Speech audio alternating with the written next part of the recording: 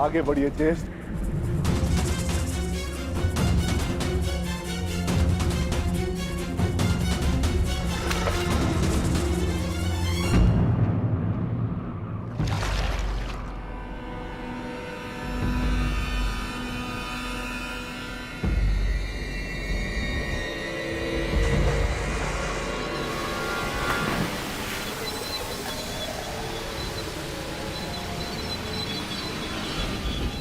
ज्येष्ठ मुझे बचाइए।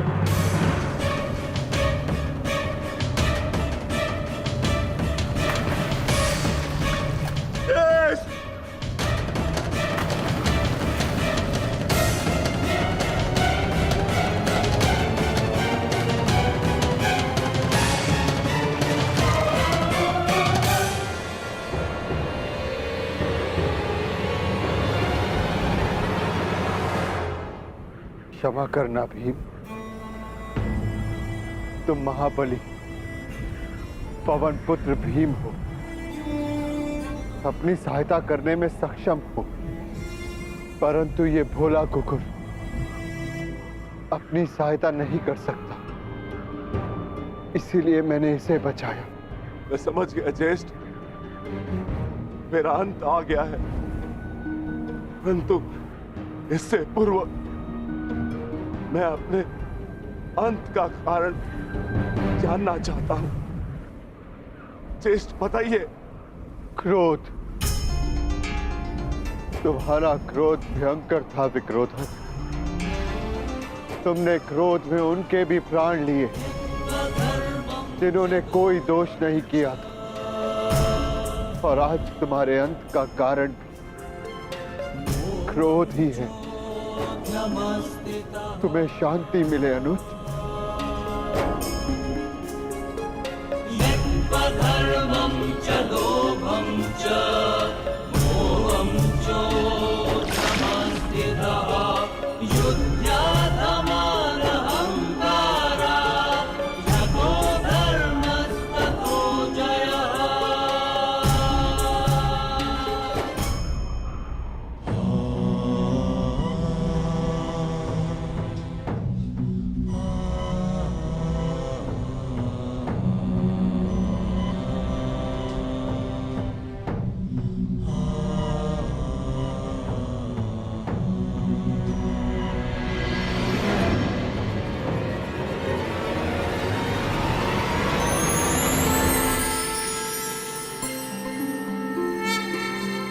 तुम्हारा स्वागत है युधिष्ठिर।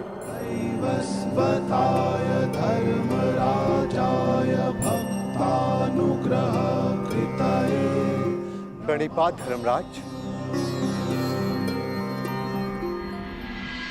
इस परलोक की यात्रा में तुम काम, क्रोध, मोह, लोभ सबसे विरक्त रहे, इसलिए तुम्हें सशरीर स्वर्ग में प्रवेश करने का वरदान मिलता है। तुम्हारे भाई और पत्नी अपने गुण अवगुण शक्ति का मत नहीं छोड़ पाए, इसलिए वो यहां तक पहुंचने में असक्षम रहे। ये एक सीख है युधिष्ठिर कि अपना परम स्थान पाने के लिए सब कुछ त्यागना पड़ता है। आओ भीतर चले आओ।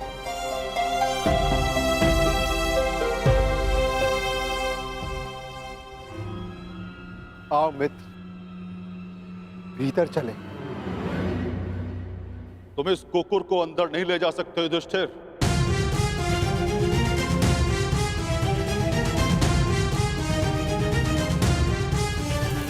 क्षमा कीजिएगा धर्मराज, परंतु जिन कठिनाइयों से जिस प्रकार मैंने इस यात्रा को पूर्ण किया है, उसी प्रकार इस कुकुर ने भी इस यात्रा को पूर्ण किया है। और हर यात्री को लक्ष्य तक पहुंचने का फल अवश्य मिलना चाहिए।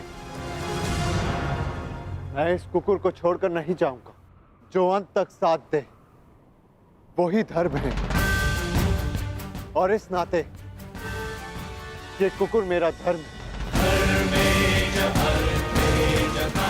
मैं युधिष्ठिर अपने धर्म को त्याग कर स्वर्ग की कामना भी नहीं कर सकता धर्मराज। आप आज्ञा दें, मैं लौट जाऊंगा।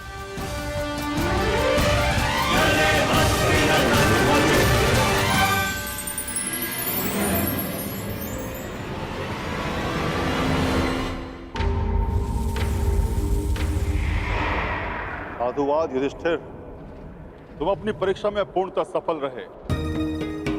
जो धर्म का साथ नहीं छोड़ता, धर्म उसे अवश्य परम धाम ले जाता है। चलो मेरे साथ, स्वर्ग चले। जैसी आपकी आज्ञा धर्मराज।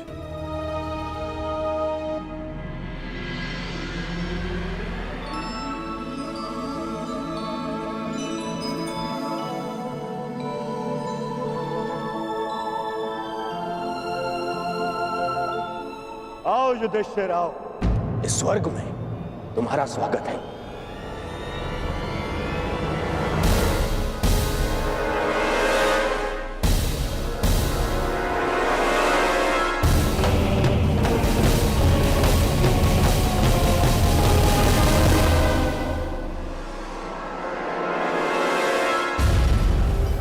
अंततः हम मिल ही गए।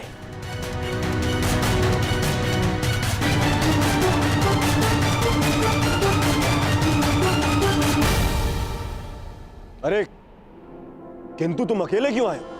तुम्हारे बाकी पांडव और पांचाली उन्हें कहां छोड़ाए? उन्हें साथ नहीं लाए? अरे कहीं यह भय तो नहीं था कि मैं दोबारा तुम्हारे भाइयों को दास बना दूंगा और द्रौपदी को दासी? हाँ?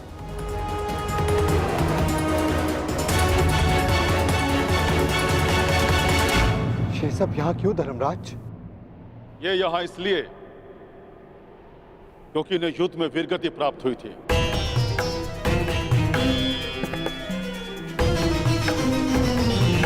और ये पहले से निश्चित था कि जो कुरुक्षेत्र में वीरगति प्राप्त करेगा उसे स्वर्ग में स्थान मिलेगा। परंतु मेरे भाई और पांचाली कहाँ हैं धर्मराज? मुझे उन्हें देखना है।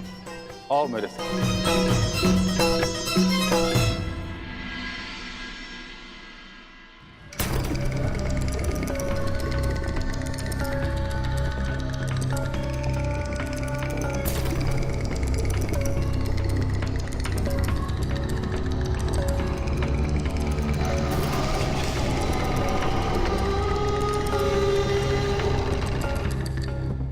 ये सब क्या है धर्मराज? कैसा स्थान है ये? ये नर्क है युधिष्ठिर। नर्क? नर्क।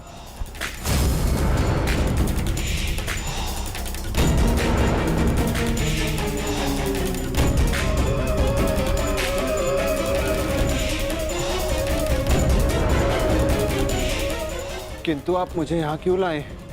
चलिए। रुकिए सम्राट युधिष्ठिर! हमें छोड़कर मत जाइए। आपकी देह को छूकर जो वायु आ रही है उससे हमारा मन तृप्त हो रहा है। ये किनका स्वर है धर्मराज? उनका, जिन्हें अपने अपने कर्मों का दंड मिल रहा है।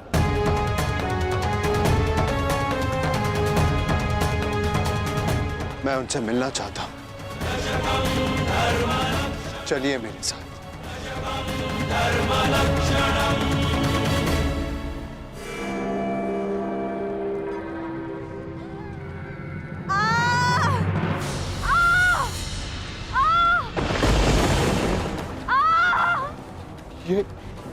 ये अन्याय है धर्मराज। पांचाली ने पाप नहीं किया था, उसके साथ पाप हुआ था। नहीं धर्मराज, तुम भूल रहे हो। पांचाली ने दुर्योधन का अपमान किया राजसूय यज्ञ में। अंधे का पुत्र अंधा। परंतु उसने दुर्योधन के साथ साथ धृतराष्ट्र का भी उपहास उड़ाया। हर क्षेत्र में निपुण होने के पश्चात भी और स्वयंवर में बुलाए जाने के पश्चात भी कर्ण को अस्वीकार कर दिया। ये शर संधान नहीं होगा। क्योंकि मैं एक सूत पुत्र से विवाह नहीं करूंगी। ये वही दर्द की अग्नि है जो इसे जला रही है।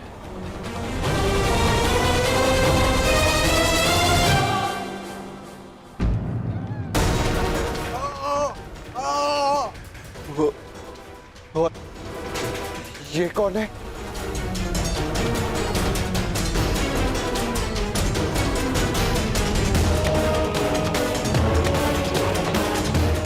अपना बचपन स्मरण करो युधिष्ठिर, और स्मरण करो धनुर्विद्या के महारथी बालक का, जिसने अभ्यास में विघ्न डालने वाले श्वान का मुख बाणों से भर दिया था।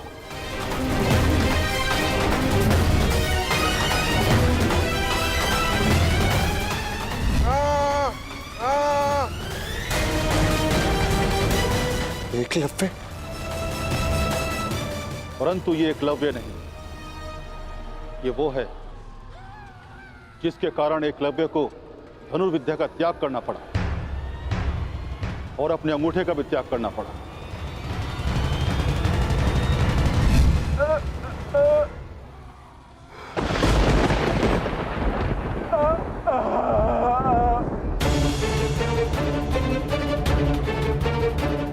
अर्जुन? अर्जुन की इसी लालसा के कारण एकलव्य को बहुत कुछ खोना पड़ा। वही पाप अर्जुन को इस परिस्थिति में ले आया है। तो फिर भीम का है धर्मराज? भीम उधर है।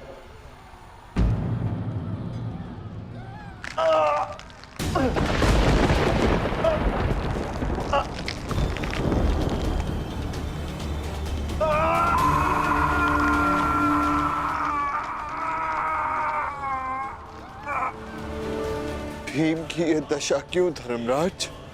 भीम ने किस प्रकार अनीति से जरासंध को मारा था।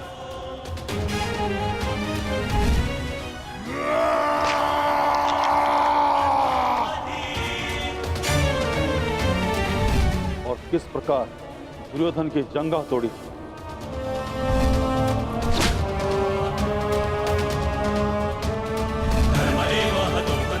अपने प्रतिशोध के चलते किस तरह से भी मनुष्यता त्याग बैठा और रक्त पिपासु बन गए। धर्म की स्थापना के लिए कभी कभी वध आवश्यक हो जाता है, परंतु बर्बर बनना उचित नहीं। भीम को उसकी बर्बरता का दंड मिल रहा है। क्या नकुल सहदेव को नहीं देखना चाहोगे? नहीं नहीं धर्मराज, वो दोनों फूल से जैसे बालक मेरे पुत्र जैसे, मेरे भाई नहीं। मैं उन्हें नहीं देख पाऊंगा, नहीं देख पाऊंगा मैं उन्हें।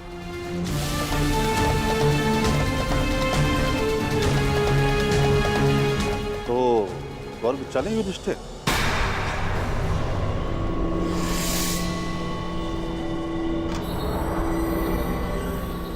मैं क्यों? क्योंकि तुम अकेले अपने भ्राताओं में निष्पाप हो, इसलिए तुम्हें स्वर्ग में स्थान मिला।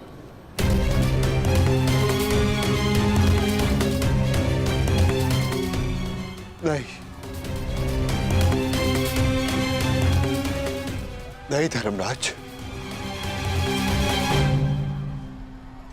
मैं अपने भाइयों को छोड़कर नहीं जाऊंगा।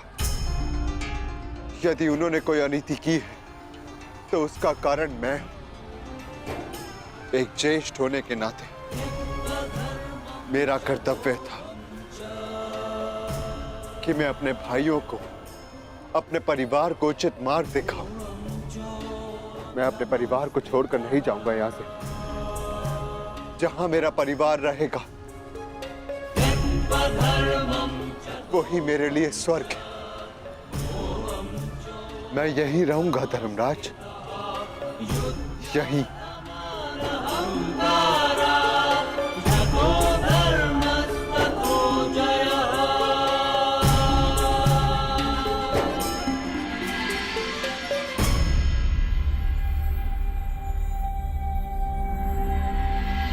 अद्भुत युधिष्ठिर, अद्भुत। तुम्हारे कर्मों में केवल एक पाप था धर्मराज युधिष्ठिर, तुमने अपने गुरु द्रोणाचार्य से अश्वत्थामा के लिए आधा सच कहा और वो आधा सच पूरे झूठ से बढ़कर था। इसलिए तुम्हें ये यातना दी गई। तुम्हारे सभी भ्राता और समस्त परिवार वहां है स्वर्ग में तुम्हारे स्वागत के लिए।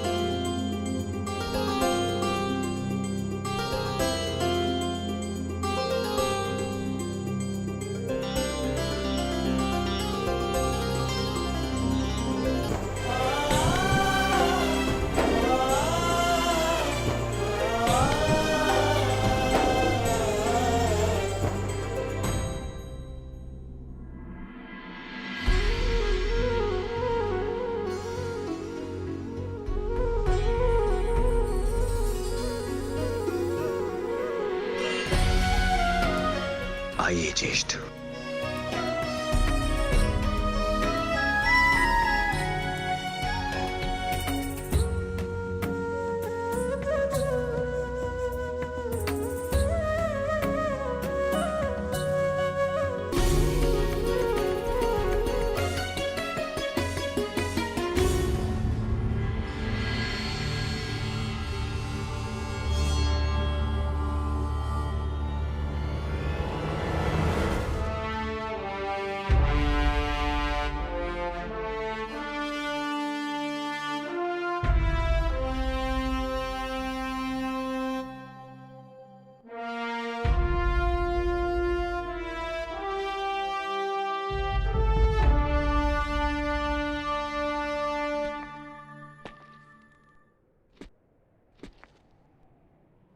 दिव्य दृष्टि से बाण शक्ति से जीते ये सारा रण। मित्र वेग है सूर्य तेज है कवच चढ़ा इसके तन।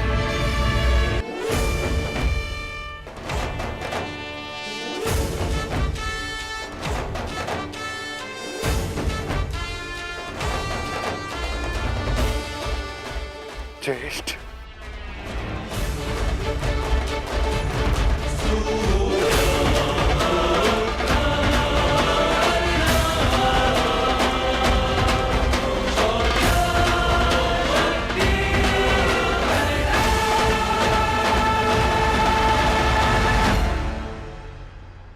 अनुज,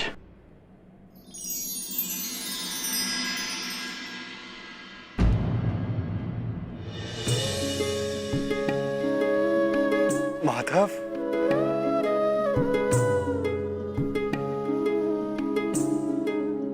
माधव,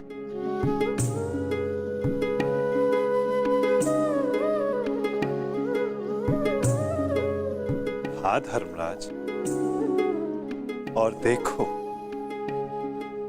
आज सारे 106 भाई एक साथ स्वर्ग में हैं, और यदि धरती पर ये सारे 106 भाई एक साथ होते तो धरती को स्वर्ग बना देते।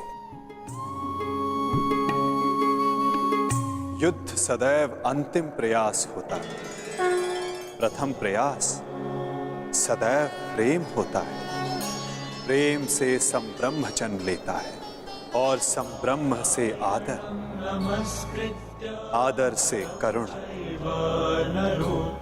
और जब मनुष्य में करुणा होती है तो वो एक दूसरे की आवश्यकताएं समझता है,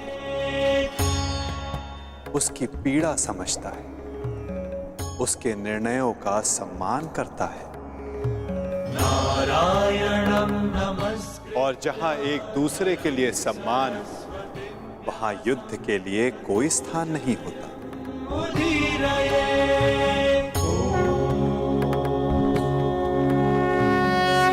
परंतु माधव, धरा को आपकी कमी